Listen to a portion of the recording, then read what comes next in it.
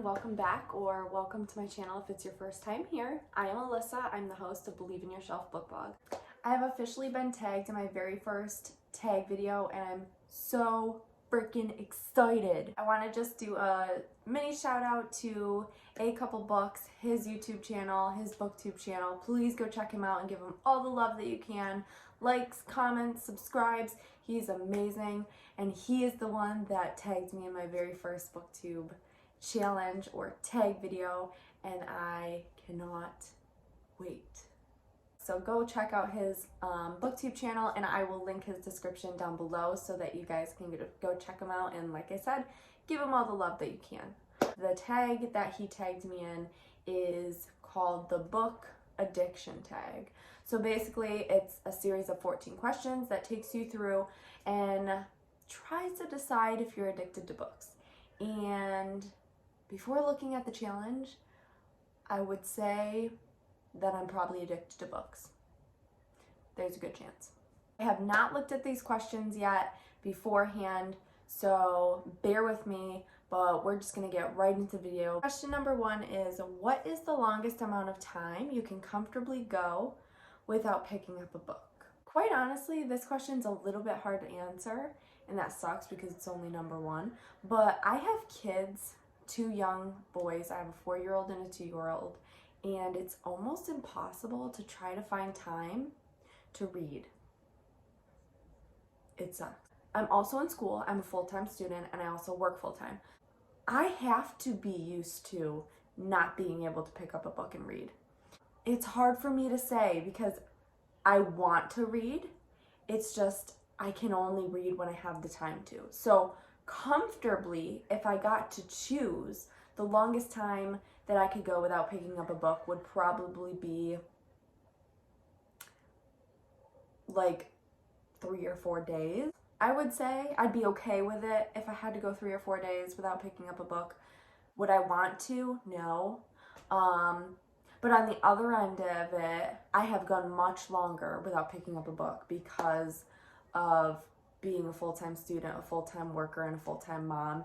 You have to get comfortable with not being able to pick up a book. So with that side of it, the story, I would say probably 2 months is probably my max cutoff, and then I'm like, okay, let's pick up a book no matter what. If I don't have time, I will stay up all night to read this damn book because I just have to get some reading in. But like I said, you know, if I got to choose, it would probably be 3 to 4 days is the most that I'd be comfortable with. Question number 2 is, how many books do you carry on your person, both physical and on your device, at any one time? I have an Audible, I have a Kindle on my phone, so I have so many ebooks on my person at all times. So I don't even know how many books I have on my phone. If I had to guess, it would probably be like around 50. So at all times, I know I'm carrying like at least 30 to 50 books with me if I need to. Physically, I'm usually carrying like at least 1 book. I would say probably 2 at all times because I keep a book in my car and I never take any other vehicle besides my car, so I always have that 1 book with me. But I do carry a book to work with me just in case I get some downtime or maybe on my lunch break that I can read a little bit, so I always pack 1 book into my lunchbox. Question number 3 is, do you keep every book you buy or receive, or are you happy to pass them on to make space for more? Honest answer is I'm not good at sharing and I'm kind of a hoarder. So, short story is I do not like to give my books away. Honestly, I'm actually kind of weary to even lend out books because I'm afraid I won't get them back. Or I have this pet peeve where you can't do the doggy ears to my pages and you can't open the book up fully if it's just been bought because then it's gonna leave that mark where you put the book down and the cover still stays up, and I can't stand that. So no, I do not like to give my books away unless I really have to. I've never had to. but I will when it comes time. Question number 4, how long would you spend in a bookshop on a standard visit? You don't want to know. I walk into a bookstore and a few hours go by. Don't take me to a bookstore unless you really, really like books and you're okay with sitting at a bookstore for 3 or 4 hours. Just don't do it. I'm warning you. Who doesn't like spending time in a bookstore though? That's the real question. Question number 5 is, how much time per day do you actually spend reading? Remember back to my question number 1 where I said I'm a full-time student, full-time worker, and a full-time mom?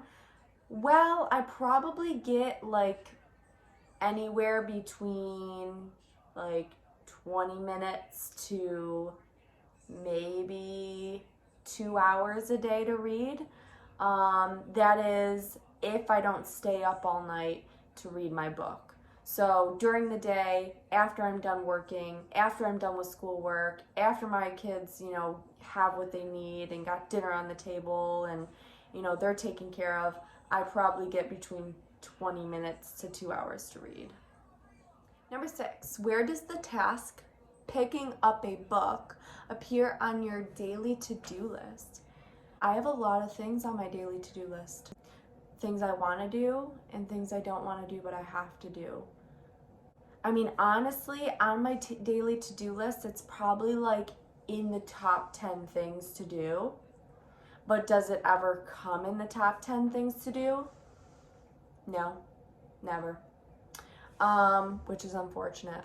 So I would definitely rank it in the top 10 things, but it probably comes within the top 50 things to do in a day, quite honestly. So, yeah. Number 7 is, how many books do you reckon you own in total, include ebooks? A few questions back I said that I carry around at least 30 to 50 ebooks with me at all times. So I know there's about 50 books already. And then I have these 3 shelves, plus a shelf over there, plus books that are somewhere in storage that I don't quite know where they are. Altogether, I probably roughly estimate around 800 to 900 books, I would say. I just don't have them all. Number 8 is, approximately how often do you bring up books in conversation? I feel like that's all I talk about. Is that sad? Should I have more things to talk about other than books? I talk about books all the time. So if you're having a conversation about toothbrushes and how you brush your teeth every day, somehow, in some way, I will figure out how to get you to talk about books in relation to your toothpaste and toothbrush conversation. That's how often. Number 9 is, what is the biggest book page count that you have finished reading?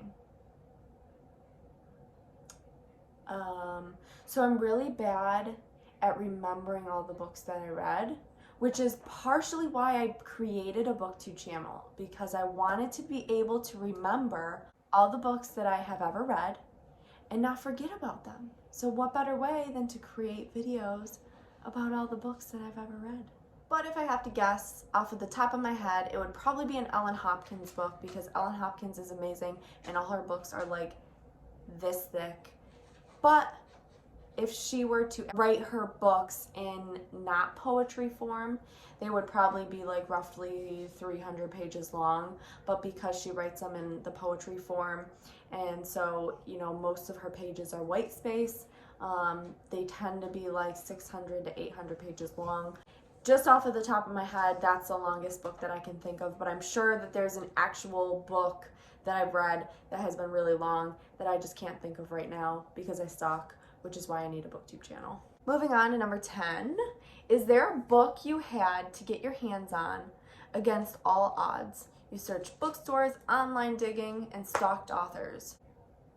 Well, I've never stalked an author before, If you have, I really want to know about it, who it was and why and how you did it and how you got away with it. Please comment below. I'd really like to know. But honestly, I don't really remember if there's ever been a book that I just really needed and like couldn't get. I don't recall there being one. I hope that someday there will be one. All I can remember is going to BookCon, and I really remember wanting to see a specific author and not being able to because it was the year that they changed it all around and you had to go get in line for the author in order to get a wristband to see that specific author. And some authors had that booth at the same time, so you could only choose one or the other. So there's been times where I've really wanted to go and get this book or see this author and couldn't because of that reason, but I don't remember there ever being like a book that was on sale or that was just published that I really needed to read that I couldn't read or I couldn't get. If I think of one, I'll put it in the description and let you guys know. Number 11 is there a book you struggled to finish because you refused to DNF? Yes, plenty. Actually, the most recent one was The Shack that I read for my January reads, and I will be posting that video in just a couple days, maybe next week, I don't know.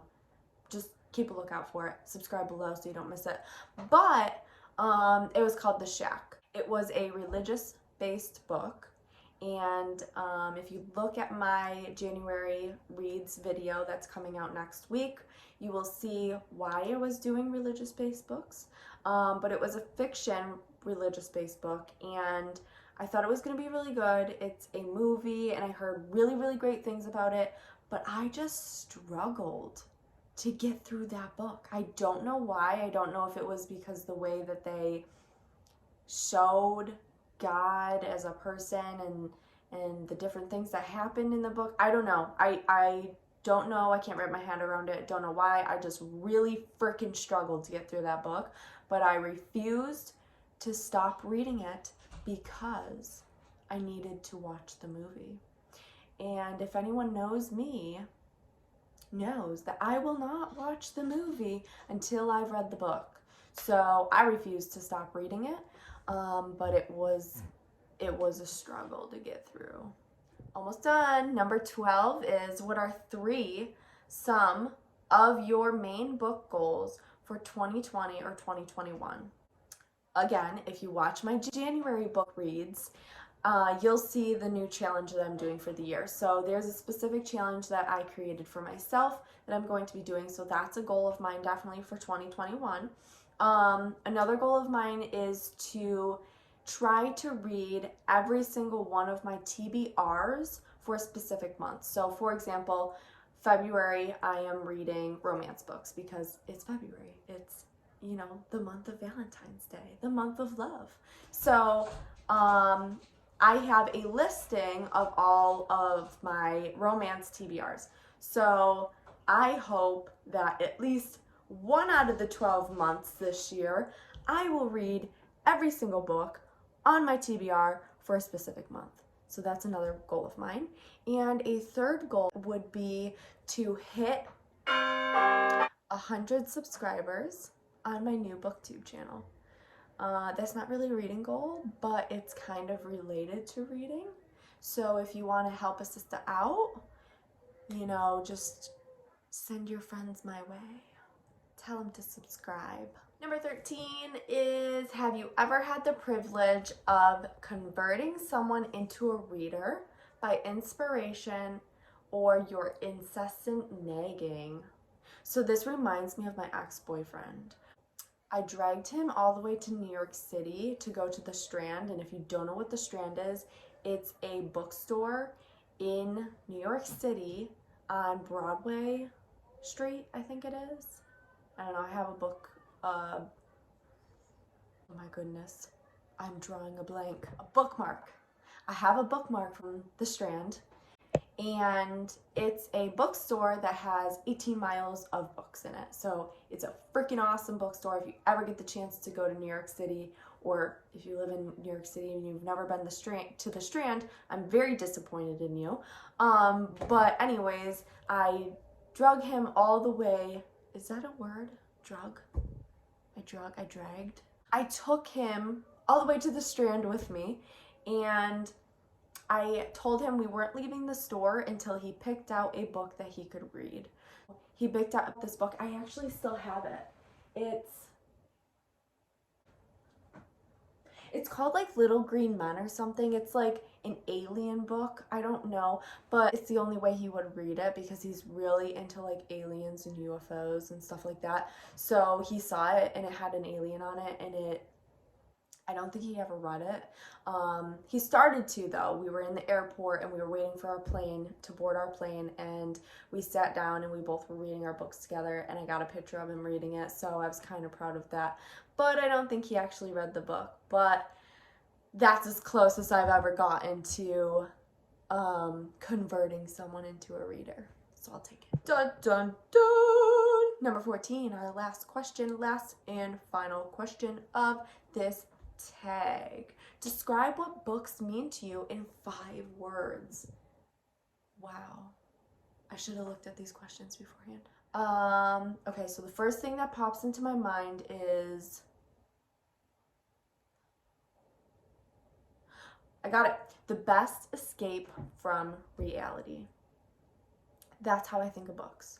So I use books as a way to get away from my own stressful, horrible, happy, fun, boring life, and pop into someone else's life and deal with someone else's problems that aren't my own. Problems that I can close away when I want to. Problems that I can reopen. Happiness I can reopen. Sadness I can open. It's freaking cool. You ever want to walk in someone else's shoes? Read a book.